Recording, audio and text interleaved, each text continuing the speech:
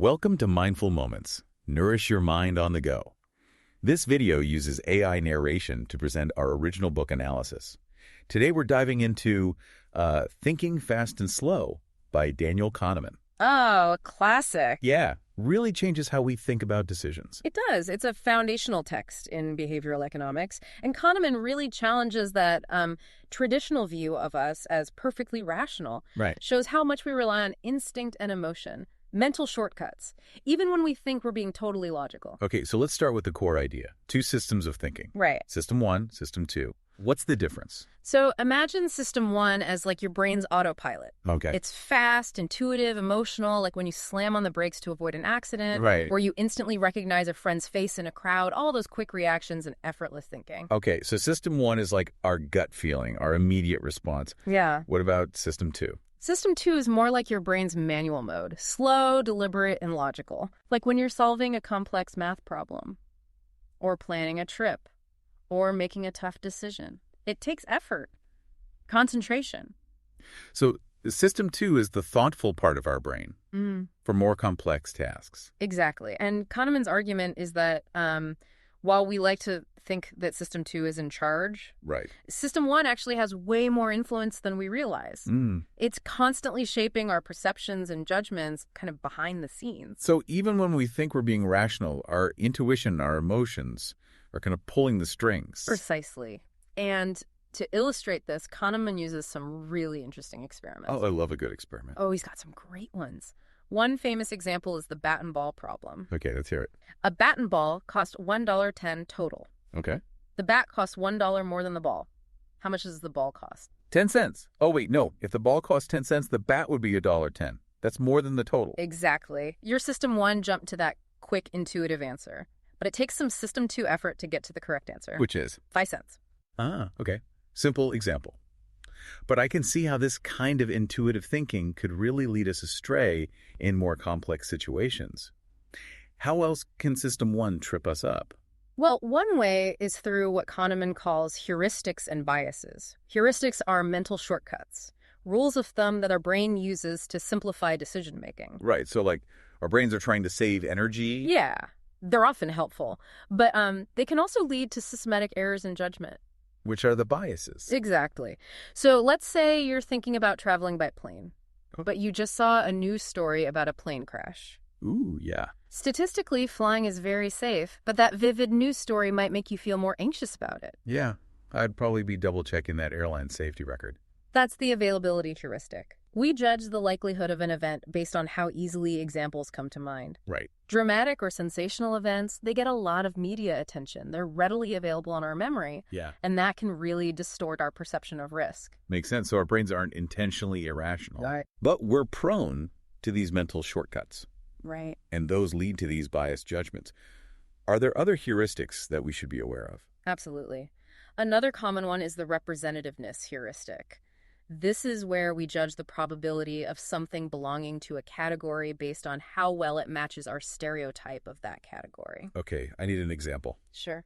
Imagine you meet someone who's very outspoken, passionate about social justice. You might assume that they're more likely to be a social worker than, say, a bank teller, even though statistically there are way more bank tellers than social workers. So our stereotypes can lead us to ignore statistical information. Yeah. And make inaccurate judgments. Kahneman's research shows how these mental shortcuts, while often helpful, can sometimes lead to these predictable errors in our thinking. So awareness is key. Exactly. By understanding these biases, we can start to recognize when our system one is leading us astray. Right. Engage system two to make more deliberate, informed decisions. Yes, and that's really just scratching the surface. Kahneman explores so many other fascinating aspects of human cognition in Thinking Fast and Slow. You know, he dives into the emotional side of decision-making with his prospect theory. He explores how the way choices are framed can influence our preferences. He even looks at the differences between how we experience happiness in the moment versus how we remember it later. Okay, so we've got a lot more to unpack here. We do. Let's dive deeper into these other concepts in the next part of our deep dive. Sounds good. So we were talking about prospect theory. Yeah, one of Kahneman's big ideas. Huge. It really challenges like those classic economic models of how we make decisions. How so? Well, you know, traditional economics, it assumes people are rational. Right. self-interested, always trying to maximize their utility. Yeah. But Kahneman shows that our emotions, they play a huge role in our decisions, especially with risk and uncertainty. So it's not just cold calculations. No, not at all. Our feelings, they really get in there and mess things up. Okay, interesting. Prospect theory highlights a couple of key principles that really drive this. Okay. Loss aversion and diminishing sensitivity. Oh yeah, we touched on loss aversion before. The idea that losing hurts more than winning feels good. Exactly. Think about it. Would you rather win $50 or avoid losing $50? Good question. I think avoiding the loss feels better, even though it's the same amount. Right. That's loss aversion. We're wired to feel that sting of a loss much more intensely. So, like, evolutionarily, it makes sense. It does. And this has a big impact on how we choose things, like maybe holding on to a bad investment too long. Yeah, because you don't want to take the loss. Exactly. Okay, what about diminishing sensitivity?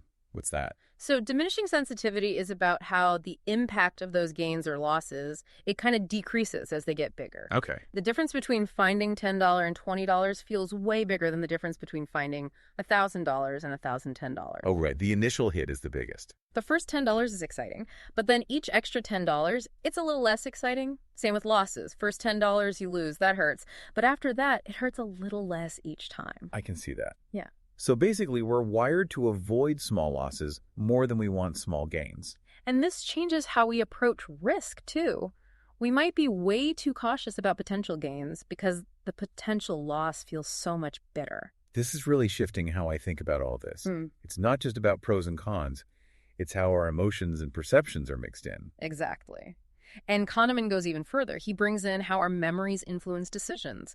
He talks about two selves. Two selves. Okay, this is getting deep. Right. So you have the experiencing self, the one living in the moment, feeling everything. Okay. That's you right now, feeling the chair or the air or, I am feeling very focused on this book. Exactly. Yeah. But then you have the remembering self, the self that tells the story of your life, shapes your memories, influences future choices. So the remembering self is the one that's like editing our life story. Yeah. Great way to put it.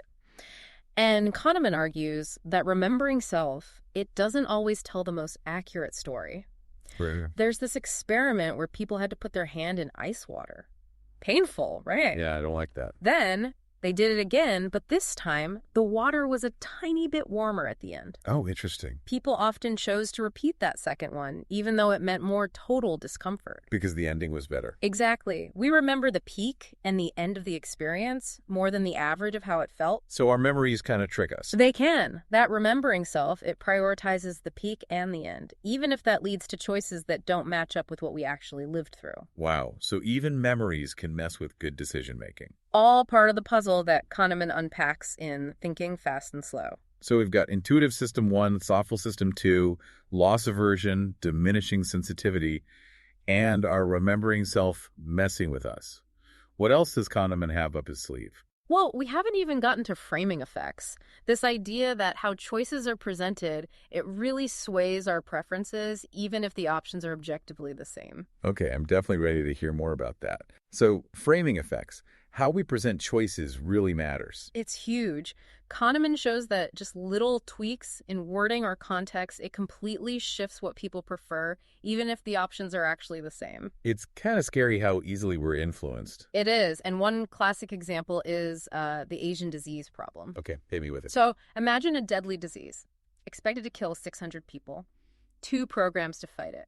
Program A, it guarantees 200 people saved. Yeah. Program B, 1/3 chance of saving everyone, but 2/3 chance of saving no one. Ooh, tough choice.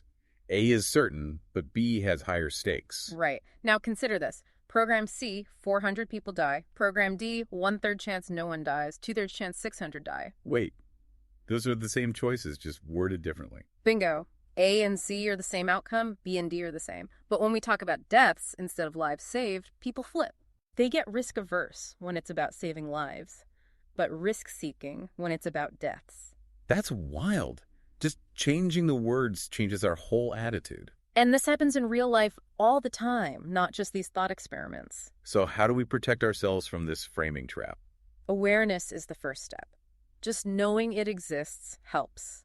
When you're making a decision, try reframing it. See if your feelings change. Like look at it from different angles. Yeah. And engage that system two thinking. Slow down. Question how the information's being presented. Make more deliberate choices. Kahneman's all about giving us tools to think better, not just pointing out our flaws. Exactly. And he's got practical stuff too, like the idea of nudges. Oh, I love nudges. Those little pushes to help us make good choices. Yeah. Without taking away our freedom. Like putting the fruit at eye level in the cafeteria. Classic nudge. Make the good option easy or obvious. You can influence behavior without forcing it. It makes you think about all the ways we could use nudges for good. Retirement savings, organ donation, all sorts of things. And Kahneman, he applies these ideas to different areas. Finance, for example. How loss aversion makes us do dumb things with investments. Yeah, holding on to that bad stock because selling feels like admitting defeat. Even though it might be the best financial move, it's all this back and forth, our rational side and our emotional side. And Kahneman reminds us, even experts aren't immune to these biases. We've all got these mental quirks. So thinking fast and slow isn't just theory. It's about making better decisions in our everyday lives. Big time. It's like a call to action. Be more aware of how you think, question your assumptions, choose more deliberately. This deep dive has been mind-blowing. I'm definitely going to grab a copy of Thinking Fast and Slow and dig in even more. You won't regret it. It's one of those books that sticks with you. You start seeing biases everywhere. So if you want to understand the forces that shape how you think and decide, Daniel Kahneman's Thinking Fast and Slow is a must-read. You can find a link to buy it in the description. And don't forget to subscribe to Mindful Moments for more deep dives into books that can nourish your mind.